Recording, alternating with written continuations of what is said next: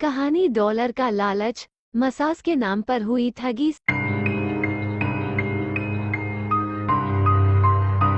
Sevakram factory में मजदूर था। वह 12वीं जमात पास था। घर की खस्ता हालत के चलते वह आगे की पढ़ाई नहीं कर सका था, लेकिन उसका सपना ज्यादा पैसा कमाकर बड़ा आदमी बनने का था। फैक्ट्री में लंच टाइम हो गया था। सेवकराम सड़क के किनारे बने ढाबे पर खाना खा रहा था। उसके सामने अखबार रखा था। उसके एक पन्ने पर छपे एक इश्तिहार पर उसकी निगाह टिक गई। इश्तिहार बड़ा मजेदार था। उसमें नए नौजवानों को मौजमस्ती वाले काम करने के एवज में 20-25 हजार रुपए हर महीने की कमाई लिखी गई थी। सेवकराम मन ही मन हिसाब लगाने लगा। इस तरह तो वह 5 साल तक भी दिल लगाकर काम करेगा तो 8-10 लाख रुपए आराम से कमा लेगा। इश्तिहार में लिखा था कि भारत के मशहूर मसाज पार्लर को जवान लड़कों की जरूरत है, जो विदेशी व भारतीय रईस औरतों की मसाज कर सकें। अच्छा काम करने वाले को विदेशों के लिए भी बुक किया जा सकता है। इतना पढ़ते ही सेवकराम की आंखों के सामने रेशमी जुल्फे लहराती गोरे गुलाबी तराशे बदन वाली गोरी गोरी विदेशी औरतें उभर आईं, जिन्हें कभी पत्रिकाओं में, फोटो में या फिल्मों में देखा था। अगर उसे काम मिल गया तो ऐसी खूबसूरत हसीनाओं के तराशे गए बदन उसकी बाहों में होंगे। ऐसे में तो उसकी जिंदगी संवर जाएगी। फैक्ट्री में सारा दिन जान खपाने के बाद उसे 3,000 रुपए से ज्यादा नहीं मिल पाते। मिल मालिक हर समय काम कम होने का रोना रोता रहता है। सेवकराम ने उसी समय इश्तिहार के नीचे लिखा मोबाइल नंबर नोट किया और तुरंत फैक्ट्री की नौकरी छोड़ने का मन बना लिया। सेवकराम सीधा दफ्तर गया और बुखार होने का बहाना बनाकर 3 दिन की छुट्टी ले ली। इसके बाद वह बाजार गया। वहां पर उसने 2 जोड़ी नए कपड़े और जूते खरीदे। वह जब बड़े घरानों की औरतों के सामने जाएगा तो उसके कपड़े भी अच्छे होने चाहिए। सेवकराम शाम तक सपनों में डूबा बाजार में घूमता रहा। उसका कमरे पर जाने को मन नहीं हो रहा था। रात का खाना भी उसने बाहर ढाबे पर ही खाया। वह देर रात कमरे पर गया। कमरे में 4-5 आदमी एक साथ रहते थे। उसके तमाम साथी सो गए थे। वह भी अपनी चारपाई पर लेट गया। उसने अपने साथ वाले लोगों का जायजा लिया कि गहरी नींद में सो गए हैं या नहीं। जब उसे तसल्ली हो गई तो उसने इश्तिहार वाला फोन नंबर मिलाया और बात की। दूसरी तरफ से किसी लड़की की उखड़े हुए लहजे में आवाज गूंजी, इतनी रात गुजरे कौन बेवकूफ बोल रहा है? तुम्हें जरा भी अक्ल नहीं है क्या? सुबह तो होने दी होती, क्या परेशानी है? मैडम जी, माफ करना, मैं एक परदेशी हूँ। हम एक कमरे में 4-5 लोग रहते हैं। मैं आपसे चोरी छिपे बात करना चाहता था, इसलिए उनके सोने का इंतजार करता रहा। मैंने आपका इश्तिहार अखबार में पढ़ा था। मैं आपके मसाज पार्लर में काम करना चाहता हूँ। मुझे काम की सख्त जरूरत है। सेवकराम ने बेहद नर्म लहजे में कहा था। इससे दूसरी तरफ से बोल रही लड़की की आवाज में भी मिठास आ गई थी। ठीक है, तुमने हमारा इश्तिहार पढ़ा होगा। हमारे मसाज पार्लर की कई जवान औरतें, लड़कियां हमारी ग्राहक हैं, जिनकी मसाज के लिए हमें जवान लड़कों की जरूरत रहती है। तुम बताओ कि मर्दों की मसाज करोगे या जवान औरतों की? ये सुनते ही सेवकराम रोमांचित हो उठा।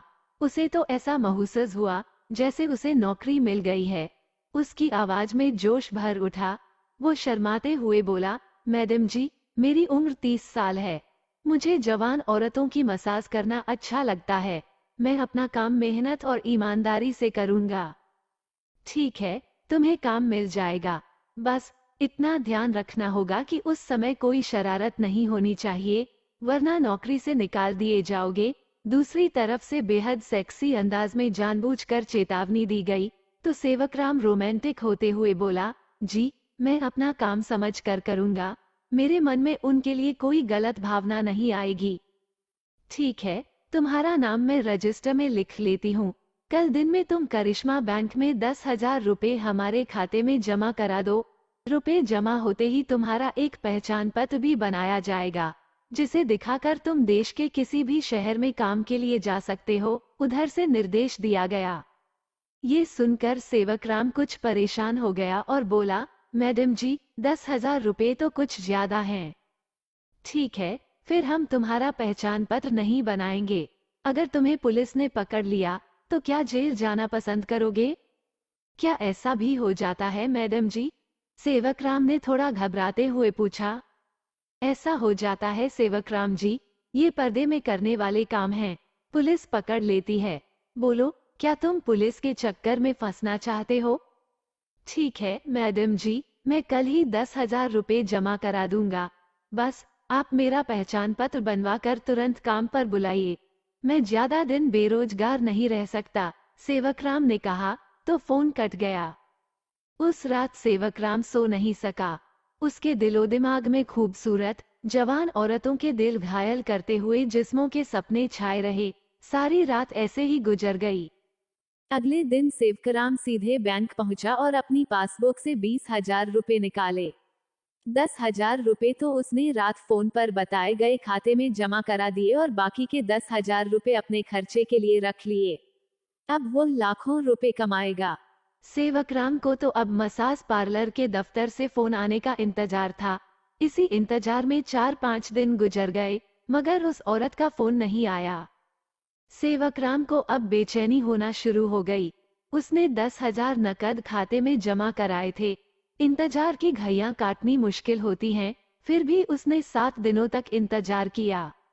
आखिर में सेवकराम ने ही फोन करके पूछा, तो दूसरी तरफ से किसी औरत की आवाज गूंजी, मगर वो आवाज पहले वाली नहीं थी। उसके बात करने का लहजा जरा कड़क और गंभीर था। क्या बात है मैडम जी, मुझे 10,000 रुपये आपके खाते में जमा कराए 7-8 दिन गुजर गए हैं। अभी मेरा परिचय पत्र भी नहीं मिला है। मुझे काम की सख्त जरूरत है। आप बेफिक्र रहें, आपका परिचय पत्र तैयार है। हमारी मसाज पार्लर कमेटी ने एक टीम बनाई है, जिसमें आपका नाम भी शामिल है। इस टीम को विदेशों में भेजा जाएगा। सेवकराम खुशी से उछल पड़ा। वो चहकते हुए बोला, मैडम जी, जल्दी से टीम को काम दिलाओ। विदेश में तो काम करने के डॉलर मिलेंगे ना? हाँ, वहाँ से तो तुम लोगों की पेमेंट डॉलरों में होगी, औरत ने बताया। तो थोड़ी देर के लिए सेवकराम सीने पर हाथ रखकर हिसाब लगाता रहा। आंखों के सामने नोटों के बंडल चमकते रहे। अपनी बेताबी जाहिर करते हुए उसने पूछा, अब देर क्यों की जा रही है? हम तो काम के लिए कहीं भी जाने को तैयार हैं। आप सबके परिचय पत्र मंजूरी के लिए विदेश मंत्रालय भेजे जाने हैं। अगर भारत सरकार से मंजूरी मिल गई, तो तुम लोग किसी भी देश में बेधड़क होकर काम कर सकते हो, मगर भारत सरकार की मंजूरी दिलाने के लिए 20,000 रुपए का खर्चा आएगा।